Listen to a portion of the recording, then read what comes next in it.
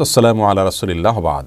সুপ্রিয় দর্শক শ্রোতা ভাই বোন, রমাদান মাসে মা বোনদের অনেক সময় মাসিক আরম্ভ হয়ে যায়, যার কারণে তারা সালাত সিয়াম সহ এই সমস্ত ইবাদতগুলো তারা পালন করতে পারেন না, কারণ মাসিক অবস্থায় নামাজ পড়া রোজা রাখা নিষিদ্ধ। তখন একজন মা বোন রমাদানের ইবাদত বন্দেগীর মাধ্যমে কিভাবে তিনি রমাদানকে সার্থক করতে পারেন, আজ আমরা সে বিষয়ে কথা বলবো ইনশাআল্লাহ। এমনকি লাইলাতুল কদরে যদি কোনো মেয়ে মানুষের মাসিক থাকে, তো মাসিক অবস্থায়ও তিনি কিভাবে কদরের রাতে ইবাদত গুজার বান্দাদের কাতারে শামিল হতে পারেন, আজ আমরা সে বিষয়ে কথা বলবো ইনশাআল্লাহ তাআলা। রমাদান মাসে হঠাৎ করে মাসিক আরম্ভ হয়ে গেলে অনেক মা বোন কান্নাকাটি করেন, মন খারাপ করেন, তাদের কষ্ট লাগে। এই কষ্ট লাগা ইসলাম শরীয়তের দৃষ্টিকোণ থেকে প্রশংসনীয়, কারণ ইমানদার ব্যক্তি ভালো কাজ করার পরিকল্পনা ছিল কিন্তু করতে পারেননি, এরকম পরিস্থিতিতে এসে তার মধ্যে কষ্ট লাগা কাজ করবে, সেটা তার ইমানদারিত্বেরই পরিচয় বহন করে। তিরমিজি বর্ণিত হাদিসে এমনটি বলেছেন নবী সাল্লাল্লাহু আলাইহি ওয়াসাল্লাম। তিনি ইরশাদ করেছেন, মান সাররাতহু হাসানাতুহু ওয়া সাআতহু সাইয়্যাতুহু ফাহুয়াল মুমিন। যে ব্যক্তির ভালো কাজ তাকে আনন্দ দেয় আর তার মন্দ কাজ হয়ে গেলে, ভুল কিছু হয়ে গেলে পরবর্তীতে তার কষ্ট লাগা কাজ করে, এই ব্যক্তি তো ইমানদার। এটাই তো ইমানদারিত্বের পরিচয়। আম্মাজান আয়েশা রাদিয়াল্লাহু তাআলা আনহা নবী করিম সাল্লাল্লাহু আলাইহি ওয়াসাল্লামের সাথে যখন হজে ছিলেন, হঠাৎ তার মাসিক আরম্ভ হয়ে গেল, অথচ তখন হজের যে ফরজ তওয়াফ সেটি বাদ ছিল আর মাসিক অবস্থায় তওয়াফ করা যায় না, তখন তিনি কান্নাকাটি করা শুরু করলেন। নবী করিম সাল্লাল্লাহু আলাইহি সাল্লাম তাকে সান্ত্বনা দিলেন যে আল্লাহ তাআলা ফয়সালাকে মেনে নেওয়া এটাও একটা ইবাদত, এবং আর বিকল্প তিনি কী কী কাজ করতে পারেন সেগুলো তাকে পরামর্শ দিলেন। অতএব মুসলিম মেয়েদের মধ্যে ইবাদত করতে না পারার কষ্ট এবং দুঃখবোধ তাদের ভিতরে যদি থাকে, জাগ্রত হয়, তাহলে সেটি প্রশংসনীয়, সেটি নিন্দনীয় নয়।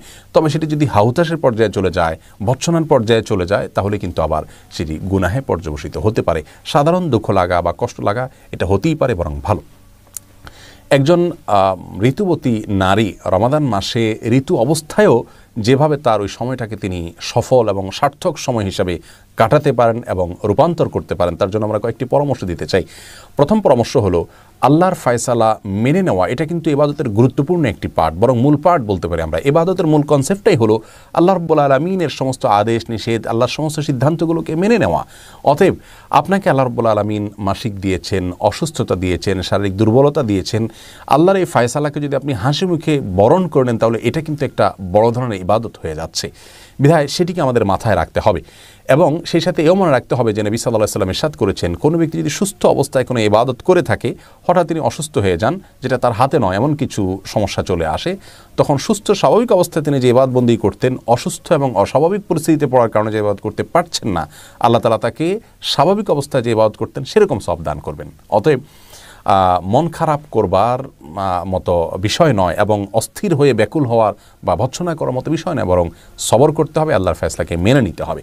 দ্বিতীয় পরামর্শ হলো, নবী আলাইহিস সালাম বলেছেন, মান হাম্মা বিহাসানাতিন ফালাম ইয়ামালহা। যে ব্যক্তি কোনো ভালো কাজ করার প্রতিজ্ঞা করেছে, প্ল্যান করেছে, কিন্তু করতে পারলো না, ফালাহু বিহা হাসানা, তাহলে সে যে ভালো নিয়ত করেছিল এই জন্য তিনি কিন্তু সওয়াব পেয়ে যাবেন। অতএব মা বোনরা ইবাদত বন্দেগীর প্ল্যান আগে থেকে করে থাকলে ইনশাআল্লাহ সে অনুযায়ী তারা সওয়াব পাবেন, মন খারাপ করার কোনো কিছু নেই। তৃতীয়ত গুরুত্বপূর্ণ একটি বিষয়, তা হলো নবী সাল্লাল্লাহু আলাইহি ওয়াসাল্লাম বলেছেন, মানদাল্লা ইলা খাইরিন ওয়া আলা খাইরিন ফালাহু মিসলু আজরি ফাইলিহি। যে ব্যক্তি কোনো ভালো কাজের পথ দেখাবে, সে ব্যক্তি ভালো কাজ সম্পাদনকারী ব্যক্তিদের সমপরিমাণ সওয়াব পাবেন। মা বোনদেরকে আমরা বলবো যে আপনি নামাজ পড়তে পারছেন না, রোজা রাখতে পারছেন না, কিন্তু পুরুষদের রোজা রাখতে আপনি হেল্প করছেন, তাদের সাহর ইফতারের ব্যবস্থা করছেন, আপনি তাদেরকে সাহরি খেতে ডেকে দিচ্ছেন, রোজা রাখার জন্য সন্তানদেরকে উদ্বুদ্ধ করছেন, নামাজের জন্য তাদেরকে ডেকে দিচ্ছেন, জামাতে শামিল হওয়ার জন্য তাদেরকে সাহায্য করছেন, সময় অনুযায়ী তাদেরকে স্মরণ করিয়ে দিচ্ছেন। এই যে বিষয়গুলো, এগুলোর মাধ্যমে কিন্তু আপনি তাদের সমপরিমাণ সওয়াব হুবহু আপনি লাভ করতে পারেন।